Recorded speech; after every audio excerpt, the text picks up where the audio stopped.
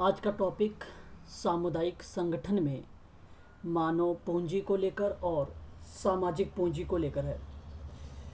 तो आप लोग इस क्लास को अंत तक देखना, ठीक है। इसमें क्या क्या चीज़ें मेंशन की गई हैं उन सभी चीज़ों के बारे में मैं आप लोगों से चर्चा करूँगा डीप में, ठीक है। तो सामुदायिक संगठन में जब भी कभी आप लोगों से प्रश्न बने कि भाई मानव पूंजी क्या है और सामाजिक पूंजी क्या है, तो उसे आप लोगों को पहले समझना होगा कि मानव पूंजी के अंतर्गत क्या क्या चीज़ें आती हैं और सामाजिक पूंजी के अंतर्गत क्या क्या चीज़ें आती हैं, ठीक है। तो मैं आपको एक चीज़ बता दूं कि जो मानव पूंजी है इसका अगर कोई महत्व है या महत्व के बारे में जब कभी बात हुई, इसके बारे में चर्चा हुई, तो वह 7वीं पंचवर्षीय योजना थी। उसी 7वीं पंचवर्षीय योजना के दौरान भारत में मानव पूंजी का निर्माण हुआ था। तो यहाँ से कभी कभी एग्ज़ाम में प्रश्न बनता है कौन सी पंचवर्षीय योजना में इसका महत्व दिया गया था भारत में मानव पूंजी का निर्माण को लेकर। तो आप ध्यान रखिएगा 7वीं पंचवर्षीय योजना, ठीक है। तो ये है एक प्रकार का इम्पोर्टेंट पॉइंट है जो एग्ज़ाम में प्रश्न बना सकता है आप लोगों को। अच्छा, मानव पूंजी में इसका मतलब क्या है, तो आपको एक चीज़ बता दूं। मानव पूंजी का जो मतलब होता है ज्ञान, आदत, सामाजिक और व्यक्तित्व विशेषताओं को भंडार माना जाता है इसे, और जिसमें रचनात्मक कुछ एक्टिविटीज़ होती हैं वो शामिल की गई हैं, उसी को ही कहा जाता है मानव पूंजी। तो पहले मानव पूंजी के बारे में मैं आप लोगों को बता रहा हूँ। और मानव पूंजी है इसका मतलब ही है तकनीकी दृष्टि से प्रशिक्षित और कुशल श्रम शक्ति से होता है, और मानव संसाधन को मानव पूंजी में परिवर्तित करने के लिए मानव पूंजी में निवेश की आवश्यकता होती है। यही कारण है इसे कहा गया है मानव पूंजी। तो मानव पूंजी का मतलब है किसी देश में किसी समय विशेष पर पाए जाने वाले ज्ञान, कौशल, योग्यता, शिक्षा, प्रेरणा तथा स्वास्थ्य के भंडार से है। जैसा कि आप देख भी रहे हैं, तो मानव पूंजी के निर्माण की प्रक्रिया में किसी भी देश के मानव संसाधन का, शिक्षा को लेकर बात करें, स्वास्थ्य को लेकर बात करें, प्रशिक्षण को लेकर बात किए, तो इसका मतलब है कि यह कहीं ना कहीं मानव पूंजी में कन्वर्ट कर रहा है, बदल रहा है। तो मानव पूंजी का मतलब है किसी देश में किसी समय विशेष पर पाए जाने वाले ज्ञान, कौशल, योग्यता, शिक्षा, प्रेरणा तथा स्वास्थ्य के भंडार से लिया जाता है। यह बात आपको ध्यान रखनी होगी। पूंजी निर्माण में, मानव पूंजी निर्माण में वह प्रक्रिया है जिसके द्वारा दीर्घकाल में एक देश लोगों की योग्यता, कौशल, शिक्षा तथा अनुभव में वृद्धि की जाती है। वह क्या कहलाती है? मानव पूंजी का निर्माण कहलाती है। कभी कभी आप लोगों से प्रश्न ऐसे भी बन के पूछा जा सकता है कि मानव पूंजी के निर्माण का तात्पर्य क्या है। तो तात्पर्य में आपको यही बताना होगा कि मानव पूंजी एक निर्माण की प्रक्रिया के दौरान एक ऐसी प्रक्रिया मानी जाती है जिसके द्वारा दीर्घकाल में एक देश के लोगों की योग्यता, कौशल, शिक्षा तथा अनुभव में वृद्धि करती है। आप समझ गए होंगे मेरी बात को। और एक साधारण परिभाषा के रूप में मैं आप लोगों को बताना चाहूँगा प्रोफेसर मायर। तो प्रोफेसर मायर की जो परिभाषा थी भारत में मानव पूंजी को लेकर थी, और इन्होंने कहा कि मानव पूंजी निर्माण ऐसे लोगों को प्राप्त करने तथा उनकी संख्या को बढ़ाने की प्रक्रिया है जिसके पास कुशलताएं, शिक्षा और अनुभव होता है, जो किसी देश के आर्थिक विकास की बात करते हैं।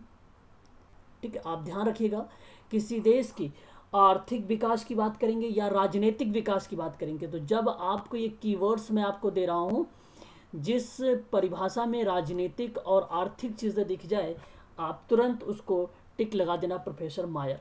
और प्रोफेसर मायर ने ही राजनीतिक और आर्थिक चीज़ों को प्राथमिकता दी है, यानी उसको महत्व बताया है, और ये मानव पूंजी को निर्माण की प्रक्रिया के दौरान देखा जाता है।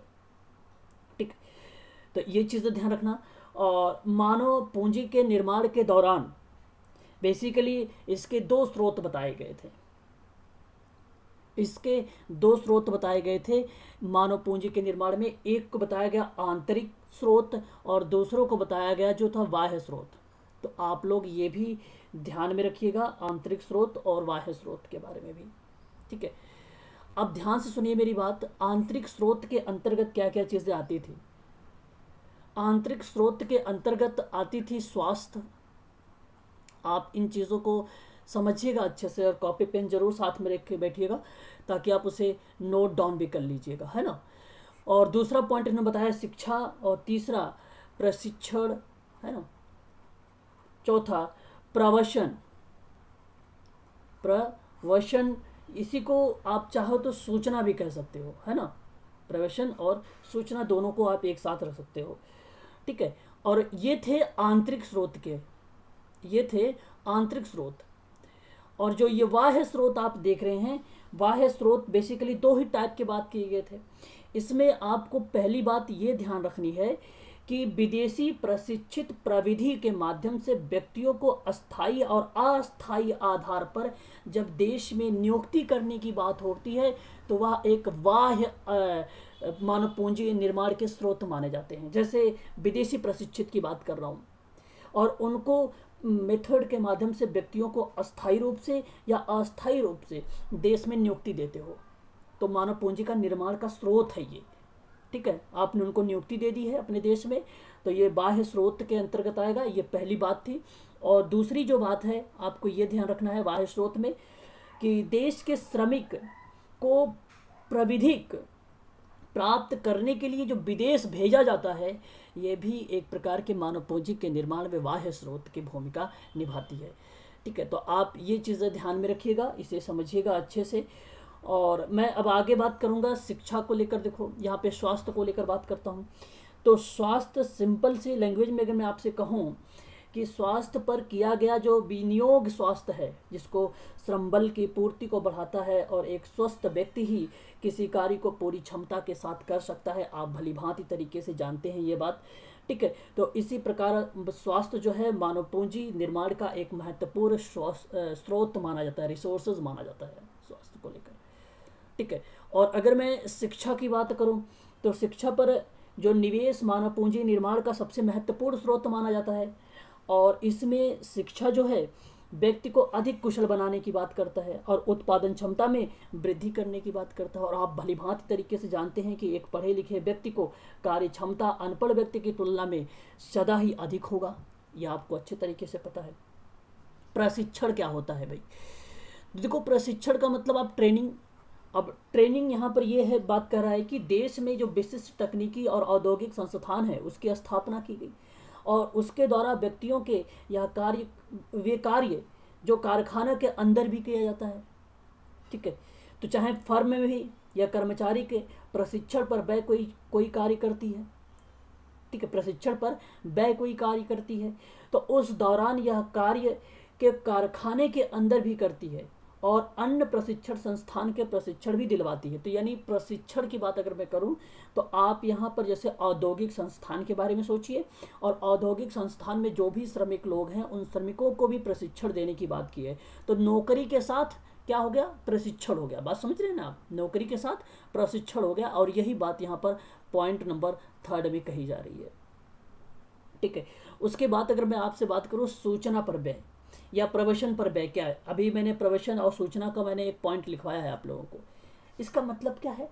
देखिए, शिक्षा हो या प्रशिक्षण, जब अधिक आय प्राप्त करने के लिए प्रवास करते हैं या शिक्षा व स्वास्थ्य के संबंध में जो सूचनाएं प्राप्त करके लाभान्वित होते हैं, तो प्रवसन के दौरान किए जाने वाले व्यय की तुलना में आय में अधिक वृद्धि होती है, और श्रम बाजार और अन्य बाजारों के विषय में जानकारी प्राप्त करने के लिए किया जाता है।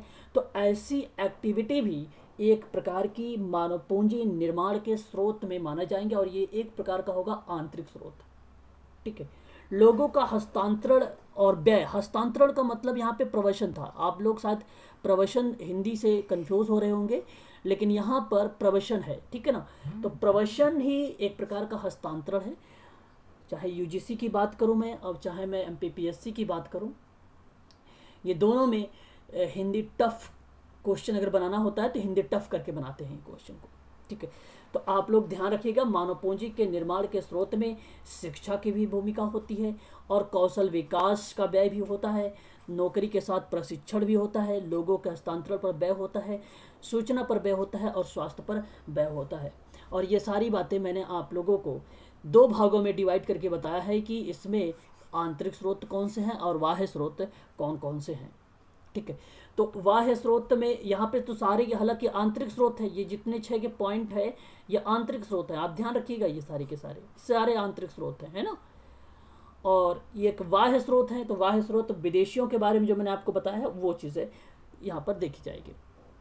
आगे हम बात करते हैं, और मानव पूंजी में भारत मानव पूंजी का निर्माण में जो समस्याएं हैं, अच्छा आप ये भली भांति तरीके से जानते हैं आप सभी लोग कि मानव पूंजी में जो 2 तरीके के निर्माण के दौरान बातें की गई थी, तो उसमें आपको यही ध्यान रखना था कि मानव संसाधन को शिक्षा, स्वास्थ्य, प्रशिक्षण के द्वारा विकसित करके मानव पूंजी में बदलना, और मानव को मानव पूंजी में बदलने की प्रक्रिया को मानव पूंजी निर्माण कहा जाता है, ठीक है भाई।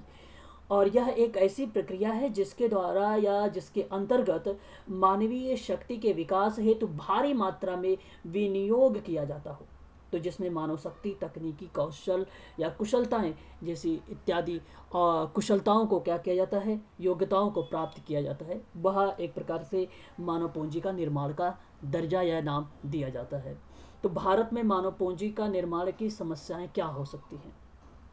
समस्याएं जरा आप लोग इस पे विचार करिए। तो मैं आपको बताऊं तो भारी व तेजी से बढ़ती हुई जनसंख्या का दबाव एक प्रकार की भारत में ये समस्या है मानव पूंजी के निर्माण के दौरान। अगर जो बढ़ रही है जनसंख्या वह मानव पूंजी के निर्माण के दौरान समस्या बताई जा रही है। तो भारत की देखो प्रश्न अप्लाइड बनेंगे तो ये जरूर आप लोगों को पॉइंट में एलिमेंट करने के लिए पूछ सकता है कि बताइए भारत में मानव पूंजी निर्माण की समस्याएं निम्नलिखित में से कौन सी नहीं है। तो आपको पता होना चाहिए, जैसा कि आप लोग जानते भी हैं ऐसे प्रश्न बनाए जाते हैं। तो आप लोग ध्यान सुनिए, अपने कॉमन सेंस का प्रयोग करिए कि भारी और तेजी से बढ़ती हुई जनसंख्या का जो दबाव है वो भारत में मानव पूंजी के निर्माण के दौरान समस्या उत्पन्न कर सकती है, ठीक है। अपर्याप्त संसाधन, अगर संसाधन ही नहीं होंगे तो कहाँ से मानव पूंजी का निर्माण हो पाएगा?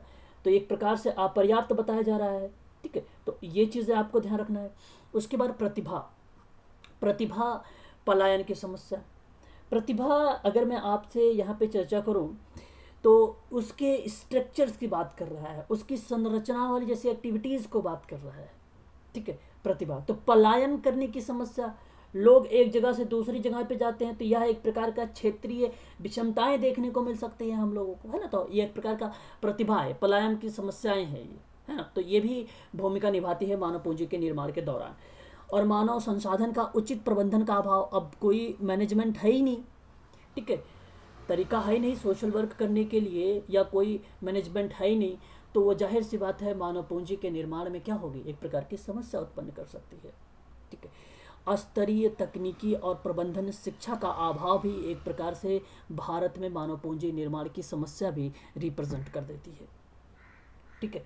और आगे मैं बात करूँ तो स्वास्थ्य सेवाओं का अपर्याप्त विकास हो, वो भी एक प्रकार से क्या कहलाती है, मानव पूंजी निर्माण के दौरान भारत में समस्याएं रिप्रेजेंट कर रही है। देखिए समस्याएं, तो आपको ये भी समझना है कि जो आवश्यक मानव पूंजी के स्टॉक का अनुमान लगाने की समस्या है। अब कहने का मतलब ये है कि भारत जैसे विकासशील देशों में मानव पूंजी के कुशल स्टाफ का अनुमान लगाना तो भाई बहुत कठिन बात है ये तो विकास की प्रारंभिक अवस्था में तो या और भी कठिन हो जाता है ना। तो आवश्यक मानव पूंजी के स्टॉक का अनुमान लगाने की भी समस्या है इसमें भारत में, एक प्रकार की ये भी है स्टॉक को, है ना। जनसंख्या वृद्धि आप भलीभांति तरीके से जानते हैं, इस जनसंख्या का दबाव कि भाई भारत में जनसंख्या वृद्धि तीव्र गति से जारी है और इतनी अधिक जनसंख्या को मानव पूंजी में बदलने के लिए बहुत अधिक संसाधनों की आवश्यकता होगी, हमें बहुत अधिक रिसोर्सेज की ज़रूरत पड़ेगी, तो जिसकी व्यवस्था कर पाना आसान नहीं होगा। तो यह एक प्रकार के भारत में मानव पूंजी की निर्माण के दौरान समस्याएं हैं, समस्याएं से प्रश्न बनाए जाएंगे, आप लोग ध्यान रखना ये सारे, है ना। शिक्षा की बात मैं कर रहा था आपसे, प्रबंधन शिक्षा का अभाव यहाँ पर बोल रहा था आप लोगों से, ये क्या चीज़ रिलेट करता है आपको बताऊं तो जब शिक्षा में विनियोजन ढंग का निर्धारित करने में समस्याएं, कहने का मतलब ये हुआ कि भारत में प्रारंभिक और माध्यमिक स्तर पर बहुत से ऐसे एक्टिविटीज़ हैं जो सही तरीके से नहीं हो पा रही है, तो जिसके लिए बहुत अधिक संसाधनों का व्यय किया जाना आवश्यक होता है, लेकिन ऐसा हो नहीं पाता है, तो उसका अभाव हो जाता है। तो एक प्रकार का प्रबंधन या मैनेजमेंट एजुकेशन के दौरान तकनीकी का भी दिक्कत आती है।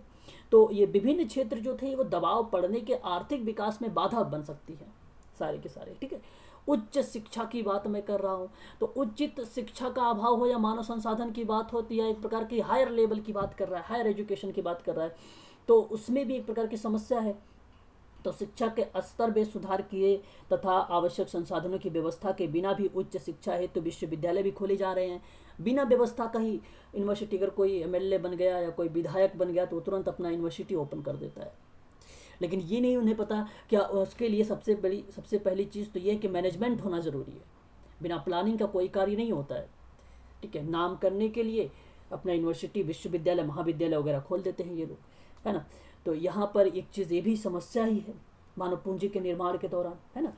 और मानव पूंजी निर्माण में सतत और लंबी प्रक्रिया है, ऐसे नहीं कि ये बस समाप्त हो जाएगी, ये लंबी प्रक्रिया है और जिसका परिणाम दीर्घ काल तक ये प्राप्त रहता है, समस्याएं भी सारी।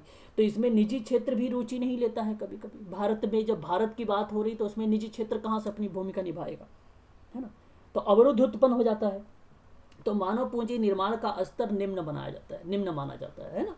तो ये भी चीज़ें आपको ध्यान रखना है। और रूढ़िबद्धता हो या क्षेत्रीय विषमताएं हो या इच्छा शक्ति का अभाव हो या स्वास्थ्य सुविधाओं की कमी हो या कौशल का विदेशों का पलायन करना, जैसे प्रतिभा, मैंने यहाँ पर एक चीज़ बताया था, शायद आप लोगों ने नहीं समझा होगा, तो मैं आपको दोबारा से समझा देता हूँ पलायन की समस्या क्या होती है। देखो, यहाँ मेरा कहने का तात्पर्य यह है कि भारत में उचित शिक्षित और कौशल युक्त श्रम विदेशों की ओर पलायन कर रहा है, क्योंकि भारत में इतना अच्छा सुविधाएं ना होने के कारण लोग विदेशों में जा रहे हैं एजुकेशन प्रोवाइड करने के लिए। आप लोग देखते हो, जिसको एनआरआई बोलते हो आप लोग। तो प्रतिभा पलायन की समस्या एक प्रकार के यहाँ पे माने जा सकती है। उनके अंदर प्रतिभा है, बट इससे संसाधन या तकनीकी ऐसा यूज़ नहीं किए जाते ही भारत में जो कि वो उनके लायक है। तो वो प्रतिभाशाली बच्चे हैं तो उन लोगों के लिए विदेश भेज दिया जाता है ना, एजुकेशन प्रोवाइड करने के लिए। तो ये चीज़ें थी भारत में कुछ समस्याओं को लेकर। और देश की आर्थिक समृद्धि में मानव पूंजी का भूमिका क्या होती है, तो कुशलता एवं उत्पादक के स्तर को बढ़ावा देना। ठीक है, यह आपको ध्यान रखना है। और उसके बाद दृष्टिकोण और व्यवहार में सकारात्मक परिवर्तन लाना, अनुसंधान और तकनीकी के सुधारों में बढ़ावा देना, जीवन प्रत्याशा को बढ़ाता है, जीवन स्तर को ऊंचा उठाता है। देखो, देश की अगर आर्थिक समृद्धि में मानव पूंजी की भूमिका क्या रहती है, देखो ये तो सकारात्मक परिवर्तन करेगा उसके बिहेवियर में। दूसरी बात तो ये करेगा कि अच्छे अच्छे प्रोडक्ट को भी बढ़ावा देगा ये, है ना, उत्पन्न करेगा और कुशलताएं वहाँ पर रिप्रेजेंट करेगा। तो ये प्रकार से आर्थिक समृद्धि कर रहा है ये। और रिसोर्स मतलब एक प्रकार का रिसर्च, अनुसंधान या अन्वेषण की एक्टिविटीज़ भी वहाँ पर क्या कर रहा है, उसमें सुधार कर रहा है। तकनीकी सुधार भी बढ़ावा मिल सकता है, जीवन प्रत्याशा भी बढ़ सकती है, जीवन स्तर को ऊंचा भी उठा सकता है। ये एक आर्थिक समृद्धि में मानव पूंजी की भूमिका होती है। और मैंने आप सबसे साधारण शब्दों में एक बात बताया था कि मानव पूंजी ज्ञान, आदत, सामाजिक और व्यक्तित्व विशेषताओं को महत्व देता है और रचनात्मक एक्टिविटीज़ क्या होती है, शामिल होती है, जो आर्थिक मूल्यों को पैदा करती है। तो ऐसे एक्टिविटी के लिए आर्थिक समृद्धों में मानव पूंजी का निर्माण जो होता है उसकी भूमिका अहम मानी जाती है। तो आप लोग इसे ध्यान से समझिएगा, इंपॉर्टेंट चीज़ें हैं सारी की सारी। ठीक है, मानव पूंजी के शिक्षा में भूमिका क्या हो सकती है। शिक्षा मतलब एजुकेशन में, तो शिक्षा लोगों की उत्पादकता और सृजनात्मकता को बढ़ाती है। पहली बात, शिक्षा में अच्छे नागरिकों का निर्माण होता है। ये आप देख रहे हैं मानव विकास की शिक्षा में भूमिका क्या क्या हो सकती है ना, तो सृजनात्मकता को बढ़ाएगी, उत्पादकता को बढ़ाएगी। ठीक है, अच्छे नागरिकों का निर्माण करेगी यहाँ पर ये। और शिक्षा देश के संसाधनों के उचित प्रयोग में सहायक होगा, विज्ञान और प्रौद्योगिकी में विकास में सहायक होगा, लोगों को व्यक्तित्व के विकास में सहायक होगा और कौशल के विकास में सहायक होगा। तो ये जो सारे मैंने 6 पॉइंट बताए हैं, मानव विकास में शिक्षा की भूमिका देखने को मिलती है। ठीक है, तो शिक्षा की भी भूमिकाएँ जो होती है वो इम्पोर्टेंट है ना, तो इसे भी आप लोग ध्यान में रखिएगा। और नेक्स्ट पॉइंट पे बात करता हूँ मैं आप लोगों से। और यहाँ पर जो नेक्स्ट पॉइंट है, भारत में मानव पूंजी का निर्माण। अब ये भारत में मानव पूंजी का निर्माण कैसे हुआ, ठीक है, इसके बारे में थोड़ा सा आप लोग समझिए। अच्छी चीज़ें हैं, इम्पोर्टेंट है ना। अच्छा देखिए, भारत में मानव पूंजी निर्माण आर्थिक विकास का लक्ष्य और साधन दोनों होते हैं, और भारत में मानव संसाधन विकास संविधान में नीति निदेशक तत्वों में शामिल किया गया। तो भारत में मानव पूंजी का निर्माण की बात कर रहा है। देखो यहाँ से मैं आप लोगों से प्रश्न भी अभी करूँगा कि किस तरीके से इसका जो है एग्ज़ाम में प्रश्न बनाया जाता है, ठीक है ना, मानव पूंजी को निर्माण को लेकर। ठीक है, तो अभी लास्ट तक बने रहिए आप लोग। ठीक है, तो देखिए यहाँ पर मैं आप लोगों से बात कर रहा था भारत में मानव पूंजी के निर्माण को लेकर। तो भारत में मानव पूंजी के निर्माण को लेकर तो मैं बात करूँ तो मानव पूंजी निर्माण शिक्षा, स्वास्थ्य, कार्यस्थल, प्रशिक्षण, प्रवसन, सूचना, निवेश का परिणाम है, और जिसमें शिक्षा, स्वास्थ्य मानव पूंजी में महत्वपूर्ण स्रोत माना गया। तो भारत में शिक्षा क्षेत्र में अगर मैं आपसे बात किया तो केंद्र और राज्य स्तर पर दोनों पर बात कर चुका हूँ, जिसमें शिक्षा मंत्रालय और राष्ट्रीय शैक्षिक अनुसंधान प्रशिक्षण परिषद, विश्वविद्यालय अनुदान आयोग, ये सारे के सारे शिक्षा की भूमिका निभाते हैं। तो उसी शिक्षा के पॉइंट ऑफ व्यू से और आर्थिक विकास के पॉइंट ऑफ व्यू से किस तरीके से भारत में मानव पूंजी का निर्माण हुआ, उसी के बारे में मैं चर्चा कर रहा हूँ। तो आर्थिक विकास का लक्ष्य जो था, साधन दोनों था। तो यहाँ पर आर्थिक विकास का लक्ष्य और साधन दोनों थे मानव पूंजी के निर्माण में। और मैं पहले ही बता चुका हूँ कि आर्थिक विकास बहुत ही इंपॉर्टेंट है आप लोगों के लिए, है ना। तो जब भी कभी परिभाषा वगैरह की बात हो, जैसे मायर की मैंने बताया आर्थिक विकास, राजनीतिक विकास, तुरंत आप समझ जाना कि भाई मायर के अकॉर्डिंग ये बात तो कही गई है, तो जाहिर सी बात है कि भारत में मानव पूंजी का निर्माण ये सत्य माना जाएगा। ठीक है, तो भारत में मानव संसाधन विकास संविधान में नीति निदेशक तत्वों को भी शामिल किया गया है, और भारत में केंद्र और राज्य स्तरों पर शिक्षा मंत्रालय, जिसको मैंने अभी बताया आपको, और आपको अभी बताया कि राष्ट्रीय शैक्षिक अनुसंधान प्रशिक्षण परिषद, जिसको एनसीईआरटी, और विश्वविद्यालय अनुदान आयोग, और AICTE अखिल भारतीय तकनीकी शिक्षा परिषद, ये जो है भारत में केंद्र और राज्य स्तर पर है, जो शिक्षा मंत्रालय के माध्यम से क्या कर रहे हैं, भारत में मानव पूंजी का विकास कर रहे हैं। तो आपकी ये एक पॉइंट हो जाएगी। और थर्ड नंबर की पॉइंट देखो, पॉइंटर से लेकर भी मैं प्रश्न कैसे बनाऊंगा, आप लोग ध्यान से देखिए सिर्फ इसे। भारत में केंद्रीय और राज्य स्तरों पर स्वास्थ्य मंत्रालय तथा ICMR, जिसको भारतीय चिकित्सा अनुसंधान परिषद, स्वास्थ्य के क्षेत्र में नियमन करती है। तो आप ध्यान रखिएगा, ऐसे अगर स्वास्थ्य की बात हो रही है यहाँ पर, सार्वजनिक या निजी संस्थानों दोनों जो अस्तित्व में आ रहा है, वो किसके माध्यम से लाया जा रहा है, ICMR के माध्यम से लाया जा रहा है। तो स्वास्थ्य क्षेत्र का नियमन करना, तो यह एक प्रकार से निजी भी हो सकता है और आपका सार्वजनिक हो सकता है। तो भारत में जो है बेसिकली ये स्वास्थ्य मंत्रालय के अंतर्गत जो कार्य करता है, तो केंद्रीय और राज्य स्तर पर दोनों पर करता है, यह आपको ध्यान रखना है। नंबर 4 की बात करूँ तो पेयजल की उपलब्धता एवं सफाई सुविधाओं का प्रावधान स्वास्थ्य जीवन की बुनियादी आवश्यकता है। राज्य सरकारें और शहरी स्थानीय निकाय शहरी आबादी को ऐसी सुविधाएं प्रदान करने के लिए उत्तरदायी है। तो ग्रामीण क्षेत्रों में शुद्ध पेयजल उपलब्ध कराने की जिम्मेदार ग्रामीण विकास मंत्रालय के अधीन पेय जलपूर्ति विभाग को सौंपी गई है। तो पेयजल के संबंध में जो है, देखो सबकी अलग अलग डिपार्टमेंट है, उसी डिपार्टमेंट के माध्यम से क्या किया जा रहा है, उस क्षेत्र का विकास करने की बात की जा रही है।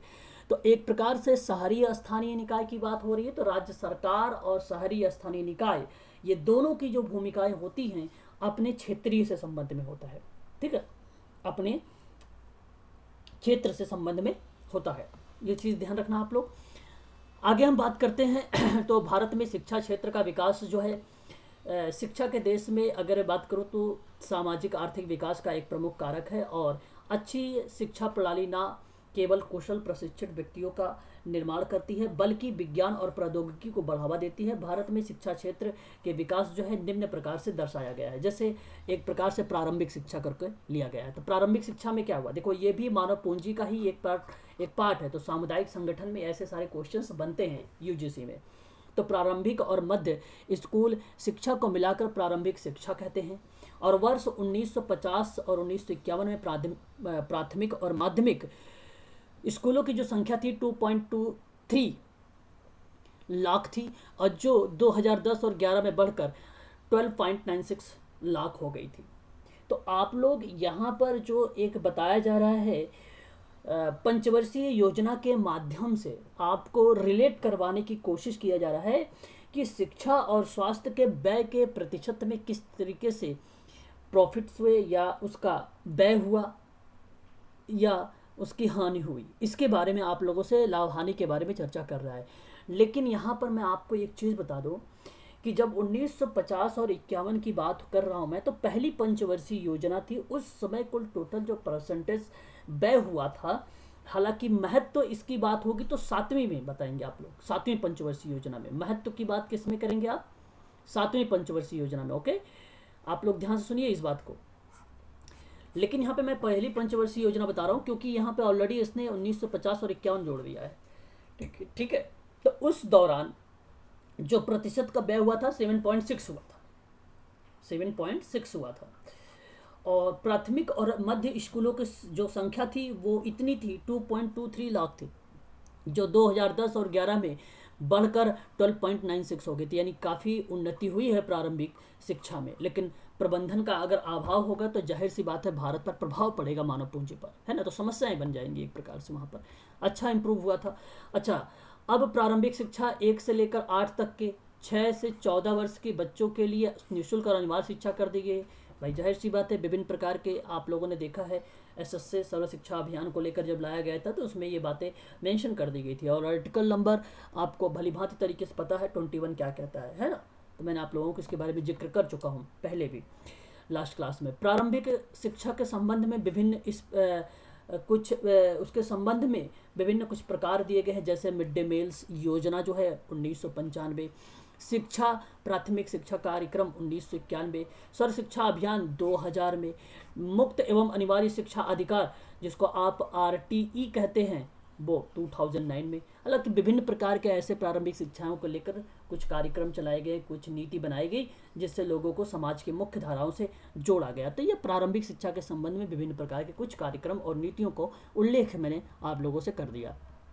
माध्यमिक शिक्षा की बात अगर मैं आप लोगों से करूं तो 1950 और 51 में देखिए तो 7400 माध्यमिक स्कूलों थे और जिसमें विद्यार्थियों की संख्या थी 14.8 लाख। और अगर मैं वर्ष 2009 और 10 में बात करूं तो देखिए कितना इंप्रूव होता है कि स्कूलों की संख्या जो है 1.90 लाख हो गई और विद्यार्थियों की संख्या 441 लाख तक पहुंच गई थी। ठीक है, तो आपको ये भी ध्यान रखना है माध्यमिक शिक्षा के अंतर्गत। और माध्यमिक शिक्षा क्षेत्र के विस्तार निम्नलिखित समस्याओं पर कार्यरत है। जैसा कि मैं अगर आपसे बताऊं माध्यमिक शिक्षा किस पे कार्य कर रही है, किन किन संस्थाओं के माध्यम से कार्य कर रही है, तो आप भलीभांति तरीके से जानते हैं अच्छे तरीके से। तो एनवीएस जिसको नवोदय केंद्रीय विद्यालय आप कहते हैं, केवीएस जिसको केंद्रीय विद्यालय आप बोलते हैं, एनसीईआरटी राष्ट्रीय शैक्षिक अनुसंधान परिषद बोलते हैं, माध्यमिक शिक्षा एवं व्यवसायीकरण और तकनीकी मेडिकल एवं कृषि शिक्षा, ये जो है माध्यमिक शिक्षा का क्षेत्रों का विस्तार करने के लिए संस्थान जो है ये कार्य कर रही है अभी। तो इसके माध्यम से क्या किया जा रहा है कि सामुदायिक संगठन में मानव पूंजी का एक प्रकार से इम्प्रूव किया जा रहा है। ठीक है, तो यहाँ पर जिस प्रकार एक देश अपनी भूमि जैसे भौतिक संसाधनों को कारखानों जैसी भौतिक पूंजी का परिवर्तित करती है, ठीक उसी प्रकार से अपने छात्र रूपी मानव संसाधनों का अभियंता तथा डॉक्टर जैसी, अभियंता का मतलब सोशल वर्कर हो जाएगा, है ना, आप यहाँ पे सोशल वर्कर भी बोल सकते हो। ठीक है, तो डॉक्टर जैसी मानव पूंजी की एक परिवर्तित करने की एक एक्टिविटीज मानी जाती है। ठीक है ना, तो एक गतिविधि मानी जाती है। ये माध्यमिक शिक्षा के अंतर्गत थे, जो आप लोगों को ध्यान रखना है। माध्यमिक के अंतर्गत पूछा जा सकता है एग्जाम में, बताओ निम्नलिखित में से कौन कौन से हैं, कौन से नहीं है। देखिए आगे मैं बात करता हूँ उच्च शिक्षा को लेकर। और उच्च शिक्षा में आप भलीभांति तरीके से जानते हैं और उससे परिचित भी हैं उच्च शिक्षा को लेकर। देखिए उच्च शिक्षा में अगर मैं बात करूं आप लोगों से तो सरकार द्वारा उच्च शिक्षा के विस्तार, केंद्रीय विश्वविद्यालय, राज्य विश्वविद्यालय तथा समकक्ष संस्थानों की जो संख्या में निरंतर वृद्धि हुई है, उसी को एक उच्च और तकनीकी शिक्षा के माध्यम से इनको जोड़ा गया था। तो आप यहाँ पर देखिए जरा एक बार रुक जाइए थोड़ा सा, मैंने पीडीएफ को थोड़ा सा इधर करता हूँ। हाँ ठीक है, तो देखिए उच्च शिक्षा में विश्वविद्यालय, कॉलेज और व्यावसायिक और तकनीकी प्रशिक्षण संस्थानों को शामिल किया गया है। ये आपकी सही जवाब हो जाएगा आपका।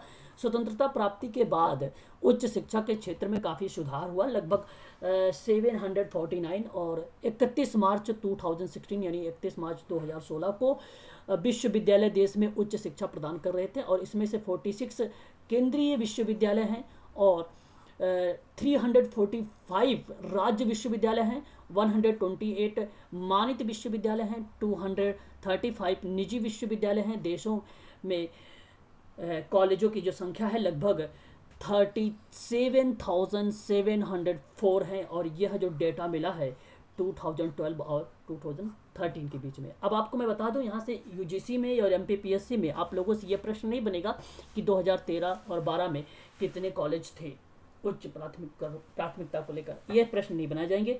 प्रश्न बनाए जाएंगे तो कैसे बनाए जाएंगे, आप ये ध्यान से मेरी बातों को सुनिए। प्रश्न जो बनेंगे तो वो इस तरीके से बनेंगे, आपसे पूछेगा कि तकनीकी शिक्षा का विकास के लिए polytechnic, engineering college, medical, dental college, paramedical व अनेक अनुसंधान जो है किसके द्वारा नियंत्रण खोले जा रहे थे उस समय। तो स्वतंत्रता के बाद की बात मैं कर रहा हूँ, तो आप याद रखना केंद्र सरकार के द्वारा निरंतर ये सारी चीज़ें जो है खोले जा रहे थे, ओपन किए जा रहे थे। अब इतने जो आप देख रहे हैं कि भाई 337 है और 37,704 है, आप देख रहे हैं ना। मानित विश्वविद्यालय कितना 124 है ना, राज्य के 300। अब ये सब किसके माध्यम से आ रहे थे, तो केंद्र सरकार, ये यहाँ पे बहुत सारी चीज़ें रिसर्च की। अब आप ये मत सोचिएगा कि निजी में कहा भाई केंद्र सरकार के, भाई उसने रूल रेगुलेशन तो निकाला, तो जो अपना विश्वविद्यालय ओपन करना चाहता है खोल सकता है, लेकिन उसका रूल रेगुलेशन ये होगा। तो इसने पहल की होगी और इसी से मोटिवेट हुए होंगे लोग, तभी तो उन लोगों ने ओपन किया। ठीक है, तो ये चीज़ें भी आपको ध्यान रखना है। ठीक है, आगे बढ़ते हैं।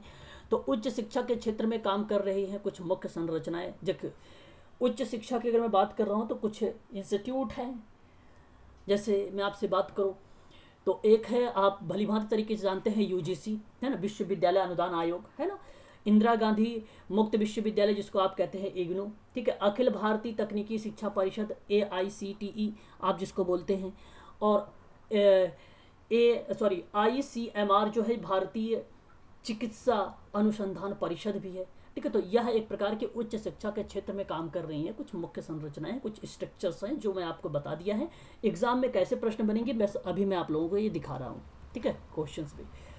आगे मैं बात करता हूँ, तो भारत में शिक्षा के विकास के संबंध में कुछ समस्याएं हैं, और ये समस्याएं आप भलीभांति तरीके से जानते हैं, मैं पहले भी जिक्र कर चुका हूँ। जैसे अनपढ़ व्यक्तियों की बड़ी जनसंख्या है भाई, तो समस्याएं हैं भारत में शिक्षा के विकास को लेकर, है ना, और मानव पूंजी पर ही प्रभाव डालेगी, जाहिर सी बात है ना।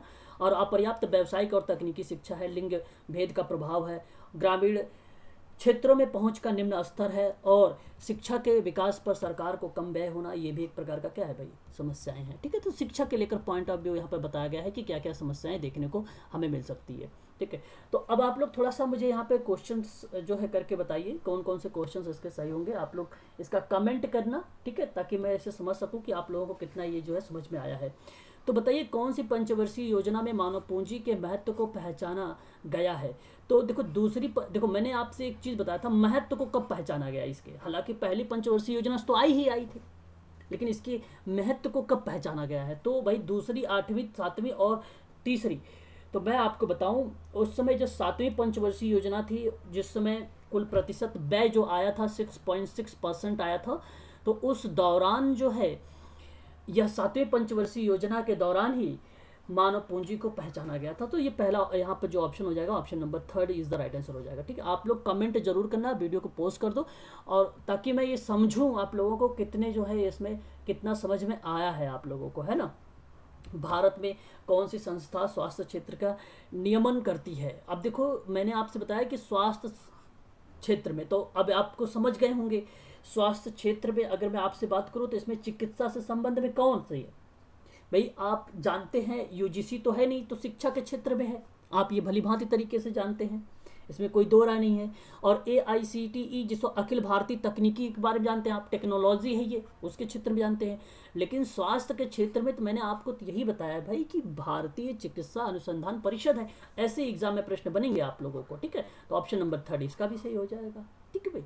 अच्छा देखिए, 2011 में जनगणना के दौरान भारत की जो साक्षरता दर थी, ये मैंने बताया नहीं, लेकिन इस प्रश्न में आप लोगों को बता देता हूँ। ठीक है, तो 2011 की जनगणना के अनुसार भारत की जो साक्षरता की दर थी, 2011 में जो जनगणना हुई थी भारत की, तो वो 74% थी। एग्जाम में ये यूजीसी में प्रश्न पूछा गया है भाई, इसलिए इसका मैं स्टार लगा रहा हूँ, आप लोग इसे ध्यान में रखिएगा, है ना।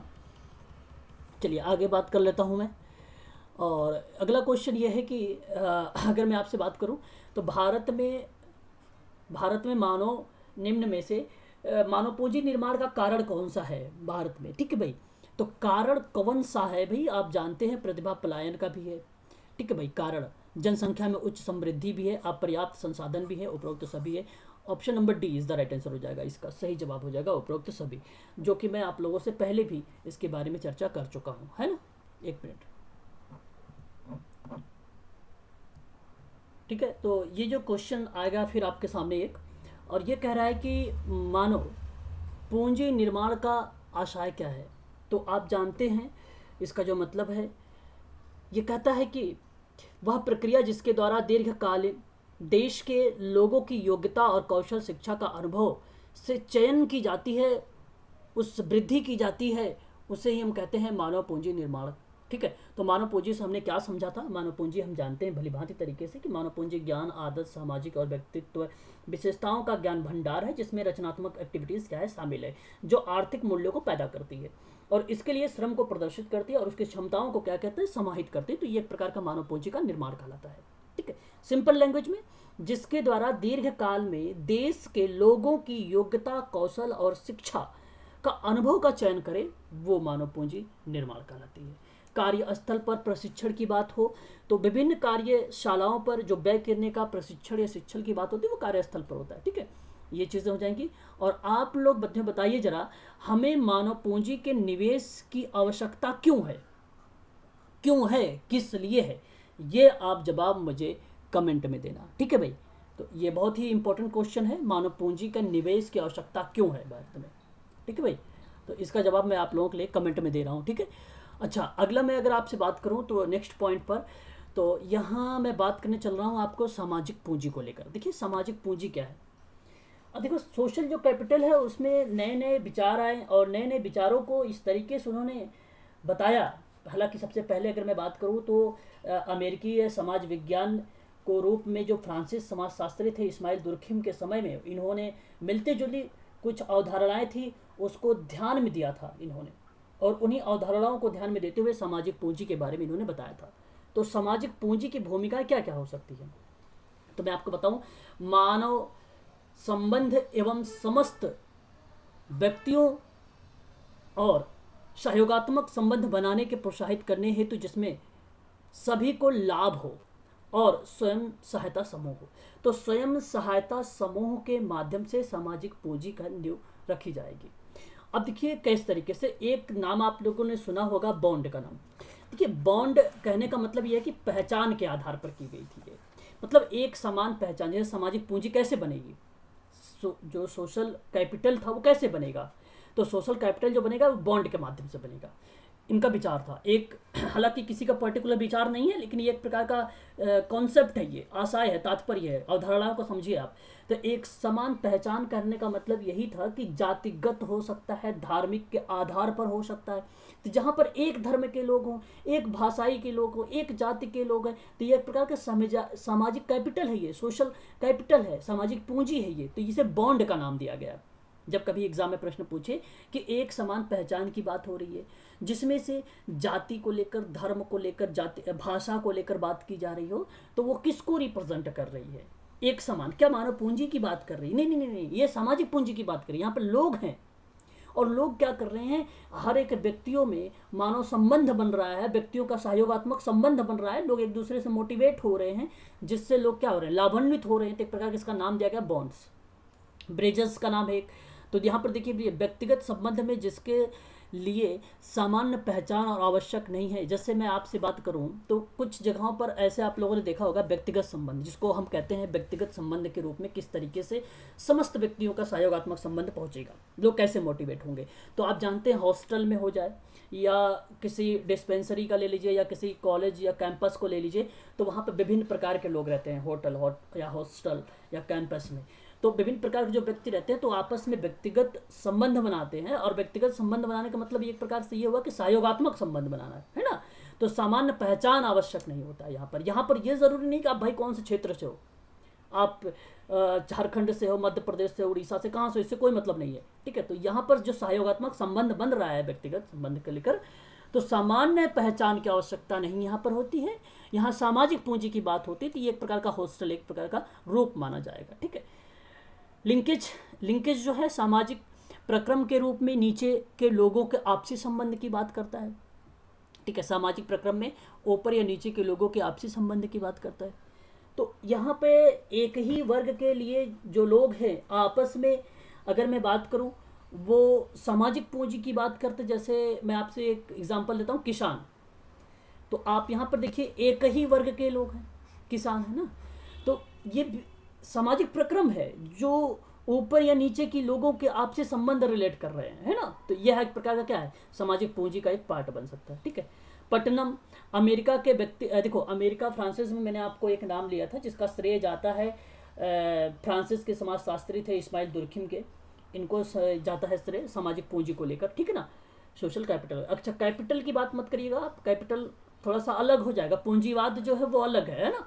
कार्ल मार्क्स का पूंजीवाद जो है वो अलग है, और यहाँ पर मैं बात कर रहा हूँ सामाजिक पूंजी की बात कर रहा हूँ। सोशल वर्क में सामुदायिक संगठन के अंतर्गत सामाजिक पूंजी की बात कर रहा हूँ मैं आप लोगों से, ठीक है भाई। तो पट्टनम क्या था, अमेरिका के व्यक्तिगत जीवन की जोड़ देता था, सामाजिक संबंधों का ह्रास जिसके कारण सामाजिक पूंजी का नुकसान हुआ, ठीक है भाई। तो इसके अंतर्गत कुछ तत्व थे, जैसे आपसी विश्वास हो सकता है, ठीक है, सामाजिक वातावरण हो सकता है, ये दो कंपोनेंट थे जिसमें ह्रास बताया गया था। ह्रास का मतलब होता है डिप्रिसिएशन, एक प्रकार से विघटन की ओर रिप्रेजेंट कर रहा था। तो आपसी विश्वास नहीं थे, ठीक है। ये एक प्रकार से पट्टनम वाला जो शब्द यूज होता है, आप ध्यान रखिए। पट्टनम है क्या, तो अमेरिका में व्यक्तिगत जीवन पर जोर देना और सामाजिक संबंधों का ह्रास करने का कारण जो माना गया वह सामाजिक पूंजी का नुकसान की एक्टिविटीज थी, गतिविधि थी, वो पट्टनम कहलाती है आपकी, ठीक है। तो ये चीज़ें आपको ध्यान रखना है। और सामाजिक पूंजी में देखिए नागरिकों को आपसी जेल मिलाप, ठीक है, मेल मिलाप, जिसमें दूसरों के हितों को पर ध्यान दिया जाए, यानी दूसरों के बारे में बात किया जाए। और सामाजिक पूंजी अलग अलग संस्थानों को आपस में जोड़ती है, अल्पसंख्यक और बहुसंख्यक के बारे में यहाँ पर चर्चा होती है, ठीक है। तो सामाजिक पूंजी में अल्पसंख्यक की भूमिका भी होती है और बहुसंख्यक की भूमिका भी होती है, ठीक है। इस पीडीएफ का जो मैं लिंक आप लोगों को डिस्क्रिप्शन में दे रहा हूँ, ठीक है, आप वहाँ से इसको डाउनलोड कर सकते हैं, ठीक है, पीडीएफ को। तो मानव पूंजी और समाज पूंजी जो है दोनों आप यहाँ पर क्या नाम है उसको अच्छे से देख सकते हैं, ठीक है।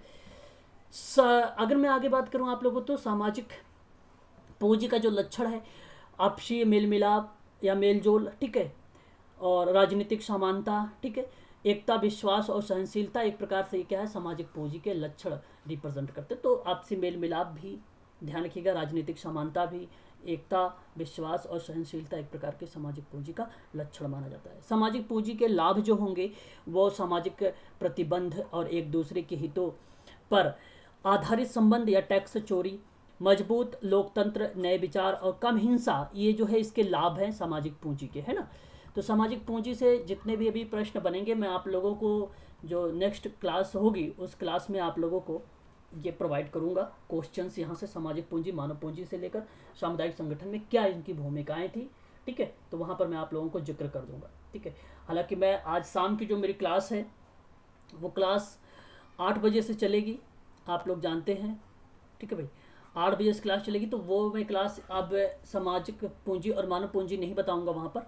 वहाँ मैं आप लोगों को नेतृत्व विकास के बारे में आप लोगों से चर्चा करूँगा, ठीक है, यानी सामुदायिक संगठन के कोई दूसरे पॉइंट पर मैं चर्चा करूँगा। तो यहाँ आप लोगों को ये समझा रहा मैं कि मानव पूंजी और विकास, मानव पूंजी और सामाजिक पूंजी जो आप लोगों का टॉपिक रह चुका था उसी टॉपिक को मैं यहाँ पर क्लियर कर रहा हूँ, ठीक है। तो उसकी बुराई जैसे क्या है भाई, सामाजिक पूंजी के ड्रग्स है, अपराध है, नए विचारों का प्रतिबंध है, उग्र सुधारवादी विचारों जैसे जैकोबिन क्लब और फ्रांस की क्रांति इत्यादि जो चीज़ें थी ये बुराइयों को रिप्रेजेंट करती थी सामाजिक पूंजी को लेकर, है ना। भारत में सामाजिक पूंजी का विकास किस तरीके से हुआ, तो भारत में एक समान पहचान हुआ, आधार की सामाजिक पूंजी थी, स्वास्थ्य और शिक्षा में सहायता रहा। और उसके बाद देखिए यहाँ पे पंचायत की बात हो रही थी, खाप पंचायत और निजी जीवन के हस्तक्षेप की बात हो रही है, और भारत में पंचायतों का इतिहास की बात हो रही है। स्वयं सहायता समूह जो आपको मैंने सबसे पहले बता दिया, स्वयं सहायता समूह के माध्यम से सामाजिक पूंजी का क्या हुआ, विकास हुआ।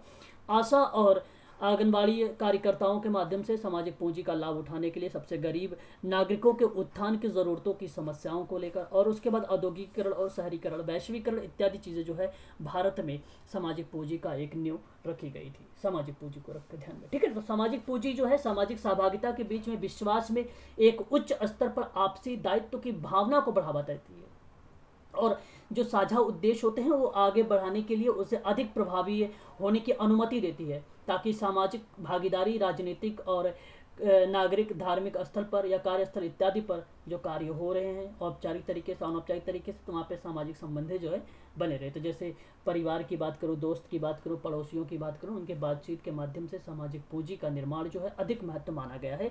ये चीज़ आप लोग ध्यान में रखिएगा मानव पूंजी के अंतर्गत। ठीक है भाई, चलिए आज जो है हमने यहाँ पर जो है टॉपिक समाप्त कर दिया है। मानव पूंजी और सामाजिक पूंजी को लेकर सामुदायिक संगठन का एक पार्ट माना जाता है। इसका जो पीडीएफ है आप लोगों को डिस्क्रिप्शन में मिल जाएगा, ठीक है, और वहाँ से आप लोग डाउनलोड कर लेना इस पीडीएफ को, ठीक है।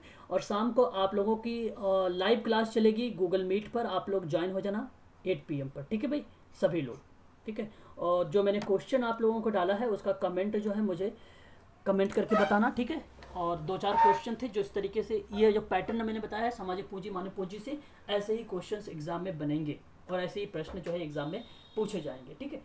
तो आज के लिए इतना ही, फिर मुलाकात करते हैं, ठीक है, कल।